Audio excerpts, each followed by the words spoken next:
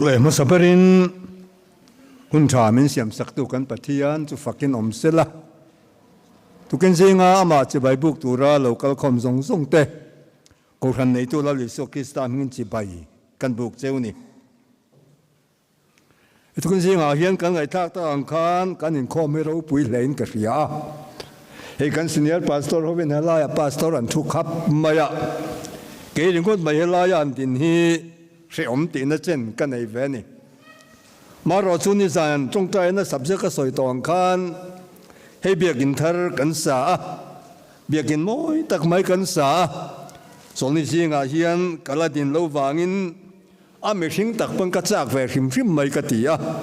จูวางินเกย์กาลาวดิงตานี่ยาพาสตอร์แต่ปนมือเทียมตัวกันง่ายที่ส่วนที่สินักกันไงทักตองคันสันละมาพาสตอร์เริ่มมาส่วนหุ่นจังโดนะพาสตอร์เริ่มมากันอินคอมเตมาสมนามินตินตูรินนักกินะกันสมดอนอันนี้เฮตุกันซิมกันอินคอมฮีกันไงตัวเฮประเทศเบียกินเที่ยงหิมกันสานัสตักินกันจังอ่ะเทโตไม่กันสัวมารสุการิลรัวอาลูลุเลจีนะเบียกินสักลายามิตรเทมง่ายตักเตประเทศรองกันบอลปุยเตvui na kan zinga tel lawa min hon san tai ro chu a kho har thak ka tia an kal san ta kan sung te polal pan tham moi nom pui zer sati ka du thu sam le an ta na ka tong trai sak na ti ka kan sei du ani ti chuan hei kan biakin kan sa ko son te kan an siama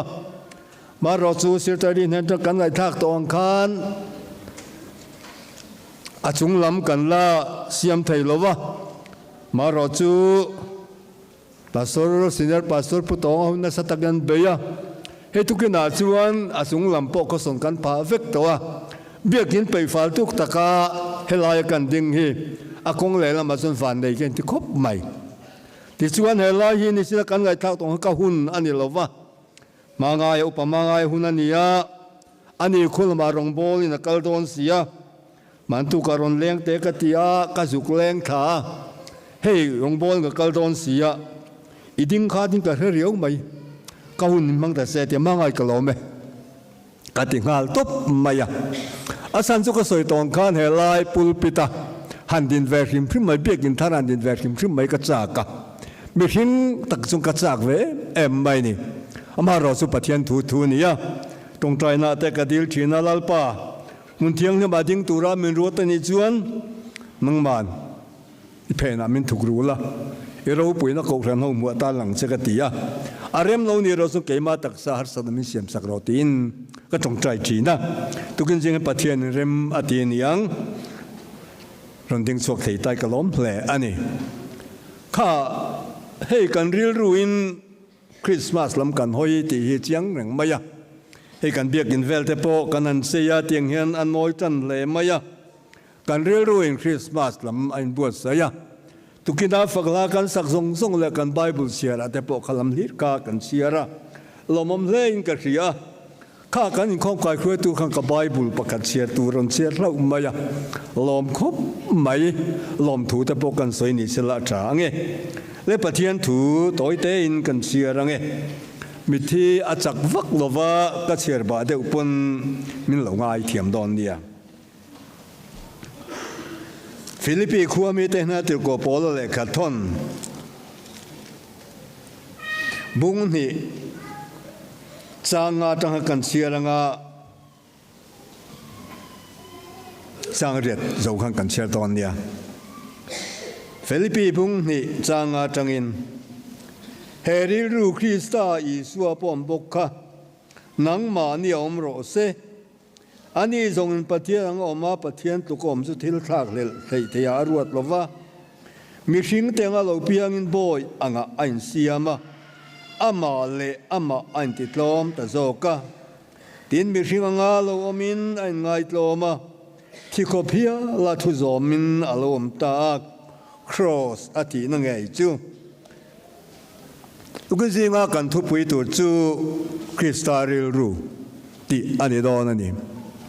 เฮกันปะเทียนทุเชียรีลาร์คบมายาเอ็นโลปกันสวยไทยอันนี้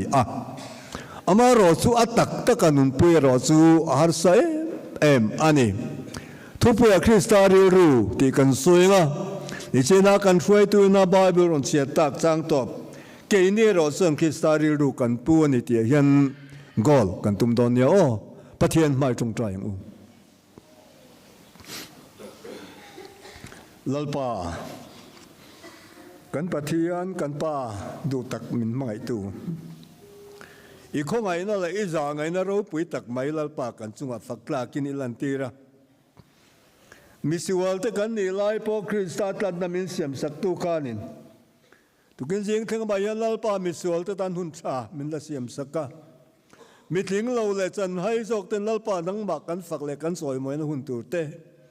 i thu kan ton sun le kan soi ten hun cha te min pe wan kan lom khop mai lalpa lom thu kan khil se ni izan lama te lalpa kan chong trai hun cha min pe la kan kho tla nga thi nau thom te khlo in hun cha min siam sak la kan ti a kan dil te min ngai thak sakai kun zinga lim takin chung tin te lalpa i biak in thiang lima min fuai khom le ta kan lom le ai lalpa lom thu kan khil se ni in he na soi tong le in chong trai sak dang in lalpa i tu kin zinga ge chia lo te zinga ting lo ber mai lalpa mun thiang lima lan kain kom vele ta khong ai takin lalpa he chia lo ting lo tak i phe na min thuk ru la he chia lo ting lo tak kal tlang he lalpa i thu tak chon puang suak la tu kin zinga lalpa kan pathian tu tak khong ai takin kan zinga nung le thil te then puang suak le la tharau kan zir ti tu ne se la Krista thil ta thari min sia ti leng che chung chu la li suam min kan ton ti le che amen le tu kun zinga soi tong kan thu pui tur kha Krista ril ru ti kha ani a hey Christmas pang turin kan in buat saya chung tin mai te arem ang angin kan in buat saya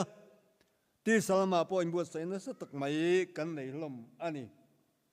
ma ro su tu kin zinga enge poi mo ta bero ti kha kan ril ru om sel kan du ma sa a Christmas kan huwa na in ho u Krista ril ru ipuang u ti hi a masa berakan soi du chu ani Krista ril ru sun ngai tlom na ni tin abulan chan don ta ila in ngai tlom na hi a soi fianal me kan pathian thu a Bible kan hulem lova ama ro chu langsar em mai chu in ngai tlom na chun rem na te lung oi na te lim na te lom na te thun huai rol na te akin fakani ti hi o sam te in a soi ten kan ria a tin kan la li so Krista nun le thil ti zong zong ma hian thiri la in ngai tlom na khil fian na vek nin alang ani chu wangin Christian ten kan ma mo ber le kan poi mo ber mai a chu Krista ril ru in ngai tlom na hi ani mishing ina soi har sa kan ti em thin chu ka thiam lovani ka dik lovani ti hi soi kan hre em thin ani mishing hi sapo na hian kan khat ve him hrim maya sapo nei lalpa huwa zong tak mai ani ti te po khar khitai la thain kan hria a chu wangin tukin zinga hian he Krista ril ru kan put theina tura min dal tu zong te ho tukina hin ipayang uti kha kan som na ma sa chu ni sela acha ange ti chuan ngai tlom na kan an soita lim na te lom na te lung oi na te thuai na te thil tha zong zong mai kha a huam kan han ti a kan rama hian kan ram asang kang so zela ama ro chu in ngai tlom na lama ro chu kan taliam tel em min so ti thei ni in alangta ani mishingi chapo nai kan khata amak khop maya hei chome chungsa nga rigot mai po hian tukin kan bai chu al te vani mo kan ti chun al tu chung kal tlem khopasin mole kan ti nga zel ani chu chapo na ril ru ani a al lo te vani hi ti le kal tam viau sin mole kan ti chu mi hring ril ru ani chu wangen chu mi hring ril ru chu enganga ti re tur nge ni ya kan ti chuan Krista ril ru kan put kha apoi mo ta ber mai ani ti chuan pathian khong ai na le za ngai na ro pui tak mai ami siam te mai na wangin a fa pa a lo lang ta a chu fa pa chuan van ro pui na zong zong kal chanin leimun tlo bra nang le ke na kan to tu rai zong zong mai min on tor sak turin pathian in a fa pa aron tira pathian in khovel a mangai em a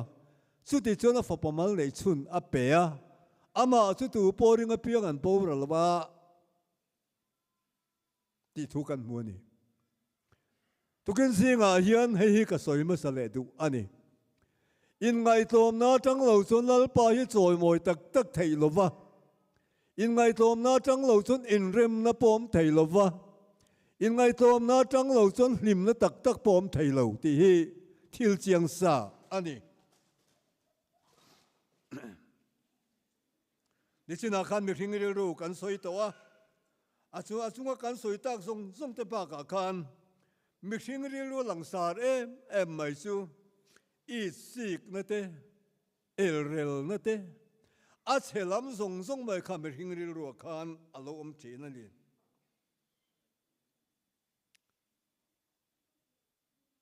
engmo thil har satna kan nei chung changa kan thenom te ne na kan in kara te kan chen te ne na kan in kara te in rem lo na lo om hian mi hring ril sun har sa kan thiam thu lam pang zar zar hi kan soi zel mai ani chu mi hmuna chun in rem na kha om thei lo ti he chiang em maya mi hring hi chapo na khat kan ne wangin voinan kan momo em tak mai chu kan thu pui Kristari ru kan put kha angai ani apakhat na chuan chung kwa helai thu ka soi don hian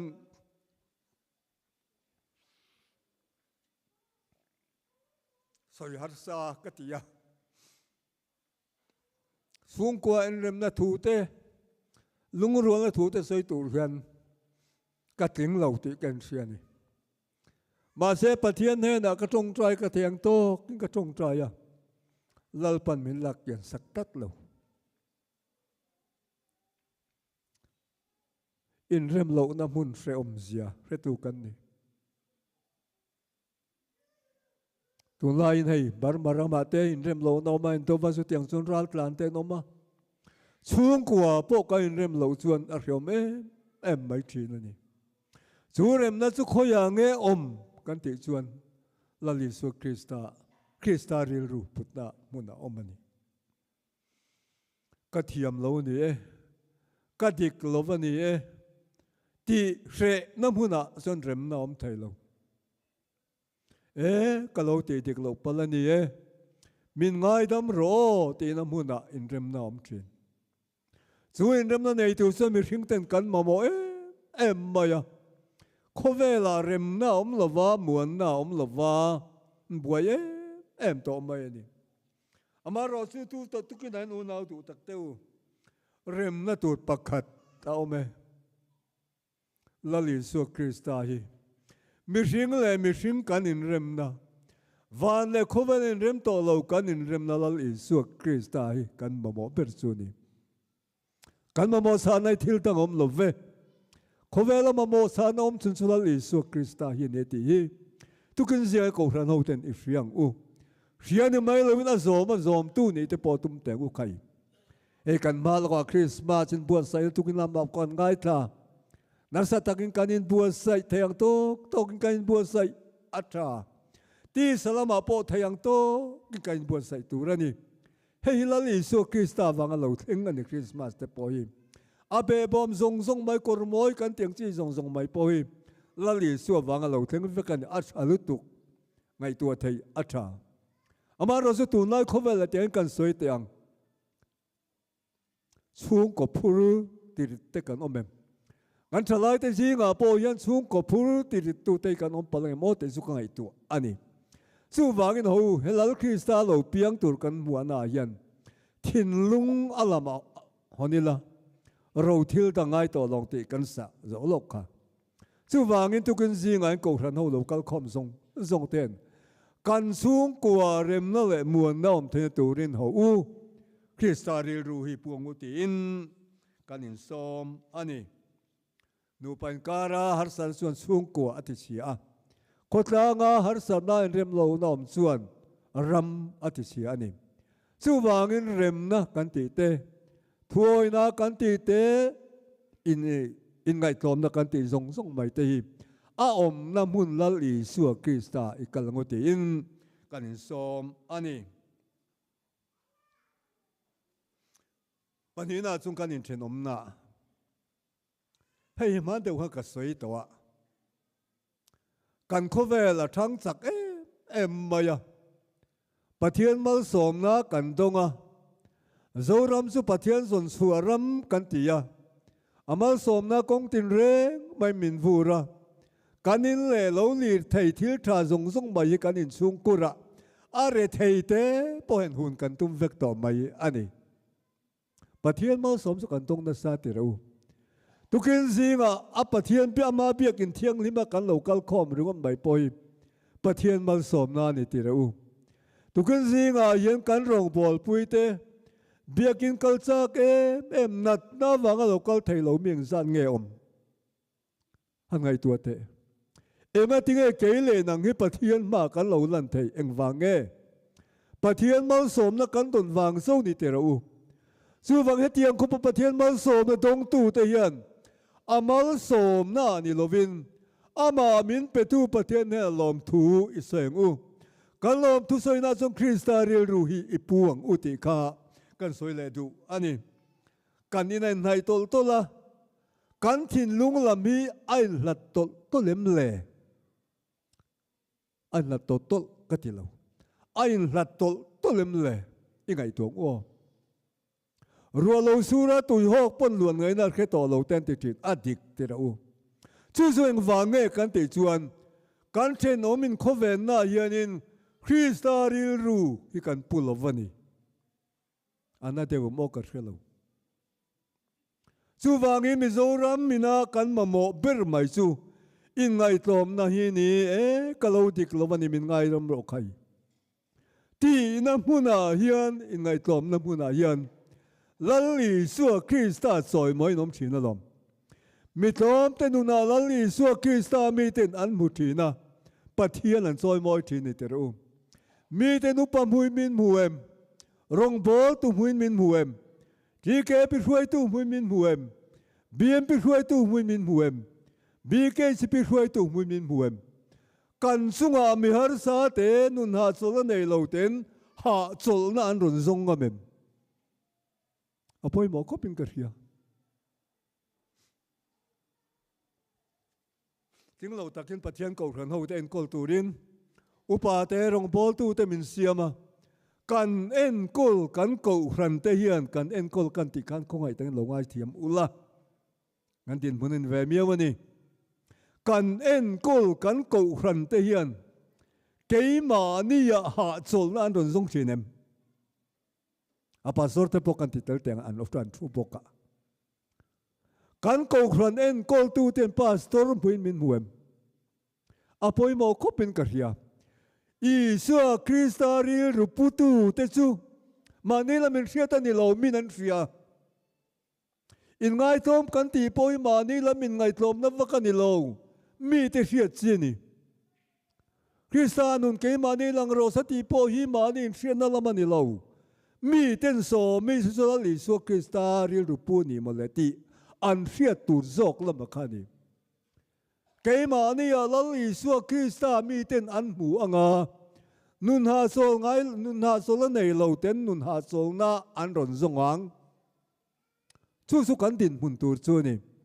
tukin zinga yan kan in chen om khoven na yan chen om nuam kan ni mani kan riang he pa he chu he nui chu chen om nuam khop mai min tiem mo kha ko ran ho te tin lung tur chu ni Krista ril rupu te om dan tur suniti ka kan fiat le po thain ka ria ani tu laya zong kan ram Christian ram intina hian chen om le chen om kan in kinga ko ta te kan ka le teru a hreom dan tur zia mai kha kan ngai to thiamang te ro upa in man lai upa ten then khoweng in khat dawai chuan in sari dawan lo thang zo kan ni a hreom zia chu chu tu ni ome chu wangin tu kun zinga yen then nei theu kan ni a ho kan en then te tan hian Kristaril ru puila kan then ten Kristaril ru kan pu ni tin hriat chuan kan nuna an lo tlu tanga in then khowen na rem na don ti na alo ni chu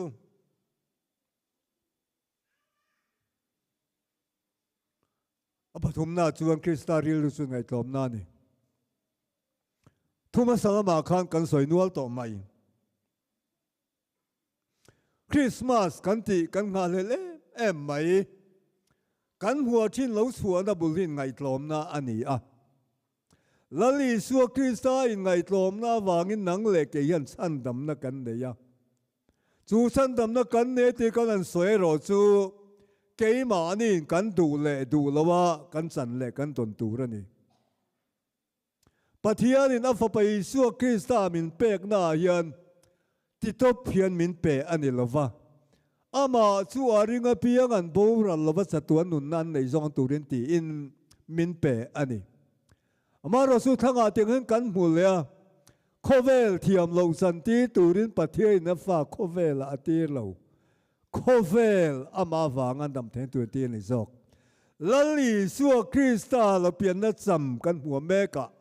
ama lali suwa Krista hian in ngat ila ama lali suwa Krista sun nei ila ama lali suwa Krista sut in phum ila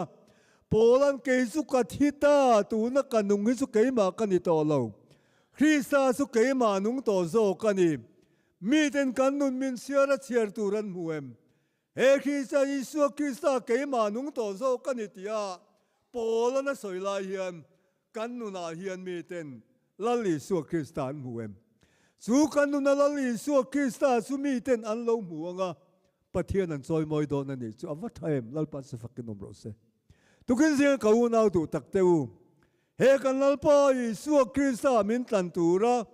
a hriom theang beraron piang boy anga in siam boy ro po thi thenga thu som thina ro po mi sual ber te thina ron thlang kan lalpa Isu Krista ngai dam na in ngai tom na hi varo pui em suin ngai tom na ke le nang hian kan mo phur na kan nei kan mo phur na ni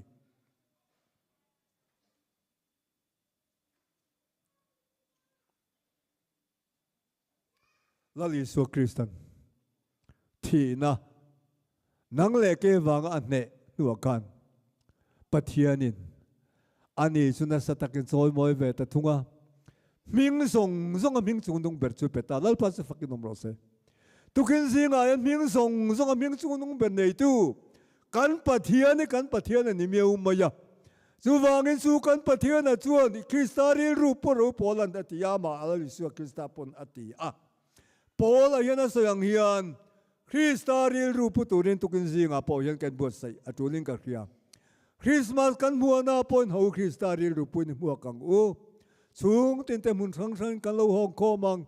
chung kwa lim ta man kan du kan ti ka ni sina kan soi to ka khalaya po kan ho chung kwa lim ta kan man the turin chung tin te Christmas kan buat sai na tu le kan ga na yan Kristari rupo turin in buat sai zel muti ka kan soi le du ani lai hi kan nun soi lo mai ro tia ma sa ka soi do na Kristari ru sun rem na ni ni china thuma kan soi nual to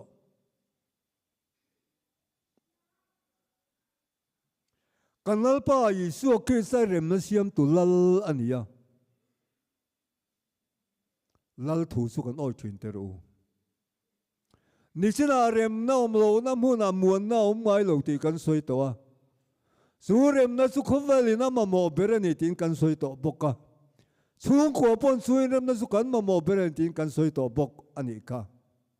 eng wanga rem na chu poi mo tai em nge ni leile wanin rem to lo pathian ina kan in rem le theina tura a in sen so nai chu teng u a fa pamal nei chun min pe ani mai lo nang le ke na van ro puina kan chan ven tur tong te nang le ke na lal lu khum kan khum ve theina tur te nang le ke na soi moi na kan khum ve na tur mun te ani na tur te su tianga mi hring na san vo ro pui zong zong kan san ve then tur chan la li su kristai lo kal ni lal pa se fakinom ro se tu kin zinga en chu la li su kristas kan la len toim ti ro chu kan in chu thain ka ria hei kan khovel hi han ngai tua ila hei thalai te anu le pa pu kan ni to vek maya kan phone kan en china ni tin ma hian chu chu thi le ta tha ma ruangan mu accident thi an sa thluman chek hlum ti kan hriat tlang puin tamai san chin tha hi wang khop mai te ro tu tan ma san chin tha ni lo kha chan chin aka mi ti lungai tu mi ti hreom tu ani rot mai ni tu ken zinga kan soi chan chin tha lal Isu Krista roi su mi zong zong ta na ni kan chen om pa afa pa in metric apa sa katan chan chin tha di te chiam lo su wangin tu ken zinga kan soi Krista ri ru te kan soi kan lal pa Isu a roi su mi zong zong ta na nun na pe mi zong zong ta chan chin tha then tu pathian ani tlat ani tu ken siang en ho nau tu tak tu lo mangu pola lom na sang khre bok ru te te a tha in kar khia tu ken siang en lom na sang kan khre mo te te ngai tua ila mi hring i suan na ngai tua chen dan lam hlir mai kan zong thin mi suang ko te kan no thin te ro adi kani amaro su su ang zong zong ma su kai ma tan lok na pakhat ma om lo lok na om chun a chu ho lali Isu Krista hi nei ila lali Isu Krista hian ding nget ila lali Isu Krista hian lo mila chung aya thil tha khovel an om lo ve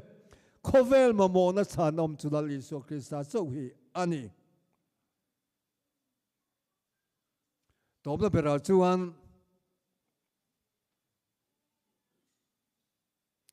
Christmas lim taka mang tu ni ko ran ho te ka du sak na ka hlan chewa Christmas kan nga ro puya lo mom